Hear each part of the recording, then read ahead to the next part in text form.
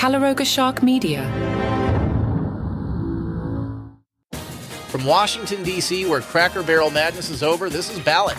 Sure, it cost us $11 at Taco Bell to get 3 soft tacos, but the economy is fine, and Cracker Barrel changed their mind. America is great again. Let's hit this. Donald Trump posted on Truth Social at 2 a.m. about Seth Meyers getting his contract extended at NBC. You know what normal people are doing at 2 a.m.? Sleeping. But Trump is up rage posting about late-night TV hosts. He called Meyers one of the least talented late-night television hosts out there, with no ratings, talent, or intelligence, and the personality of an insecure child.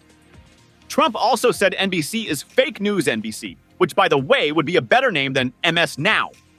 Also, NBC is the network that made him famous with The Apprentice.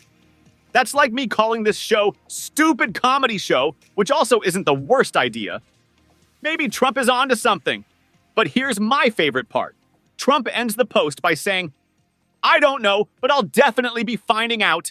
What is he, Nancy Drew? The case of the mysteriously extended late-night contract. Former Saturday Night Live cast member Beck Bennett just revealed who the most difficult celebrity host was in his 8 years on the show. And spoiler alert, it wasn't Donald Trump. Bennett says that out of more than 150 celebrity hosts, Elon Musk was the absolute worst to work with. Worse than Trump! And that's saying something, considering Trump spent the week having trouble reading at table reads and taking mysterious phone calls that definitely weren't about his book hitting #1. Bennett said Trump was actually easier to deal with because he was more like, "You tell me where to go and what to say, and I'll tell you if I'm okay with that." Meanwhile, Musk showed up thinking he was going to revolutionize sketch comedy the same way he revolutionized, well, everything he touches that then catches fire. The really wild part? Bennett says Trump walked around 30 Rock mostly by himself, while other celebrities travel with entire entourages. But my favorite detail is that when Trump took that mysterious phone call during table read, cast member Leslie Jones tried to break the tension by asking, "How much money did you just make on that phone call?" Everyone laughed except Trump, who claimed he just found out his book went to #1. Bennett's reaction was basically, "Really?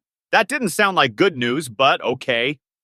Trump biographer Michael Wolff revealed that people in the Trump administration are getting irritated when anyone brings up the 79-year-old president's health.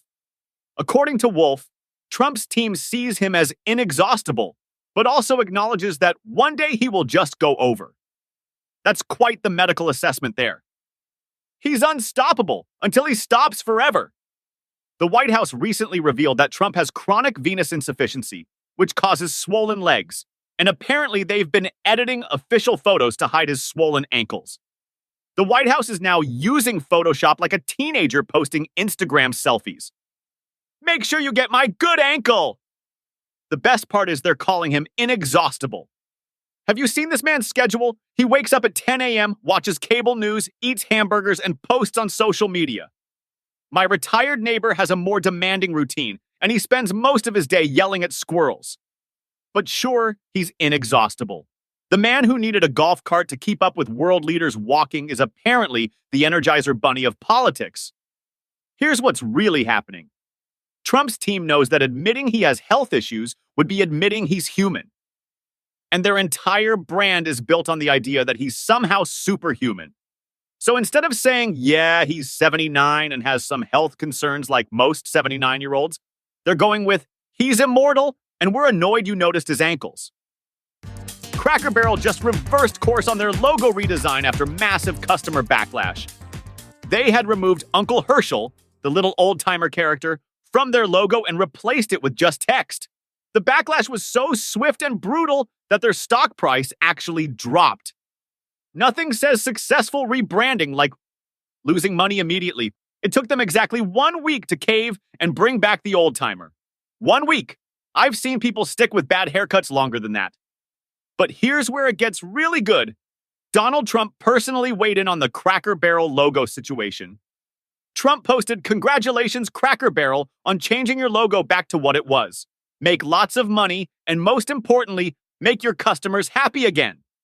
Now, if only we could slip Cracker Barrel a copy of the Epstein files, maybe they would release them. Deputy White House Chief of Staff Taylor Budowich said Trump actually had a phone call with Cracker Barrel about this. A phone call. Can you imagine being the Cracker Barrel executive who had to take that call? Sir, the president is on line one about our biscuits and logo situation. The company said they listened to their customers, which is corporate speak for people lost their minds, and we panicked. Portions of today's show were made with the help of AI, a side of greens mashed, and release the Epstein files, you coward. Taylor Swift has a new album coming, The Life of a Showgirl, and we've got all the details.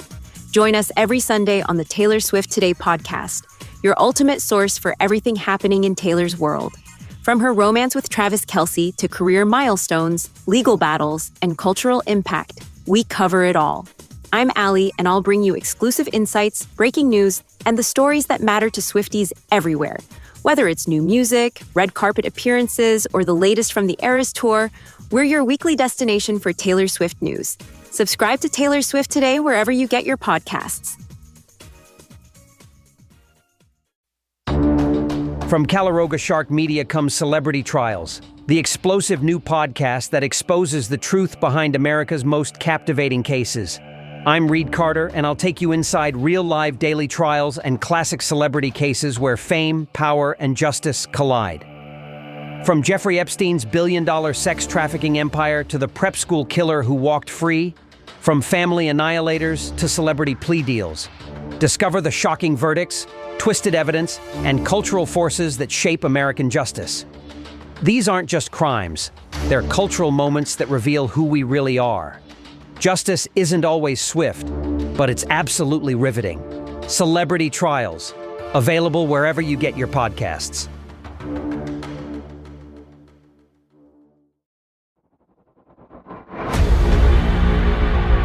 You can call me James. I spent 23 years designing aircraft that officially don't exist for agencies you think TV made up.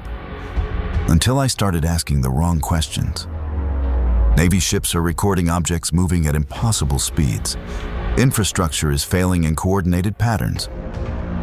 The moon looks smaller than it did 10 years ago. None of this is a coincidence. The official explanations don't add up. This is Paranormal Aliens, where we connect the dots they don't want connected. If you're hearing this, you know where to get podcasts.